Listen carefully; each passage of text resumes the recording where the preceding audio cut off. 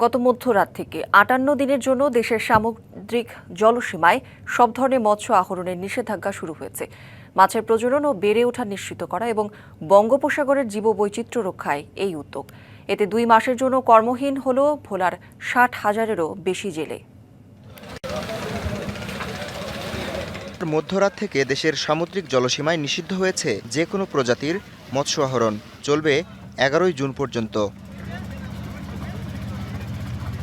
নিষেধাজ্ঞার কারণে গভীর সমুদ্র থেকে সোমবার রাতের মধ্যেই ঘাটে ফিরেছে ভোলার অধিকাংশ মাছ ধরার ট্রলার। জালসহ অন্যান্য সরঞ্জাম গোছানোর কাজ করছেন জেলেরা।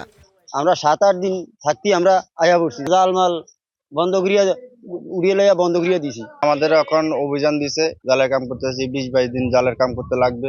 মাছ ধরা বন্ধ থাকায় বেকার হয়ে পড়বেন হাজার হাজার জেলে। অভাব অনটন আর সংকটে কিভাবে দিন কাটাবেন সে চিন্তায় দিশাহারা অনেকে। সরকার আইন মাইন আমরা তো উঠাইছি, কিস্তি আছে, চলতে ভিতরে কষ্ট হয়ে যায়।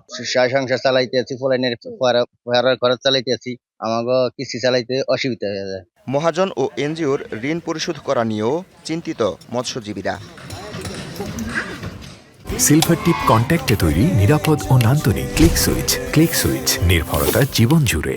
অভিযোগ, নানা কারণে সরকারিভাবে বরাদ্দ চাল প্রকৃত জেলেদের হাতে এসে পৌঁছায় না, তাই নগদ অর্থ বিতরণের দাবি তাদের। যারা অরিজিনাল জেলে ভাই তাকে চালগুলা পায় না, এখন পায় কারা যারা করে থাকে কিংবা দোকানপাট করে তারা পায়। আমাকে বরাদ্দ করে কিছু চাল, এই চাল মেম্বার খেলে আমরা পাই না। কর্মহীন জেলেদের সহায়তার আওতায় আনার পাশাপাশি নিষেধাজ্ঞার সময় প্রশাসনের পক্ষ থেকে কঠোর নজরদারির কথা জানিয়েছে মৎস্য বিভাগ। ইতিমধ্যে প্রায় ৫,০০০ মেট্রিক টন চাল বরাদ্দ পাওয়া গিয়েছে।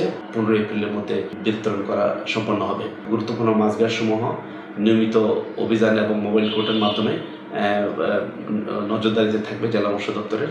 যদি কেউ আইন ভঙ্গ করে তাদের বিরুদ্ধে সামুদ্রিক মৎস্য আইনে আইনানুগ ব্যবস্থা গ্রহণ করা হবে। ভোলা জেলায় সমুদ্রগামী নিবন্ধিত জেলে ৬৩,৯৫৪ জন। নিষেধাজ্ঞার সময় কর্মহীন এসব জেলেদের প্রত্যেককে ২ ধাপে ৭৭ কেজি করে চাল দেওয়া হবে।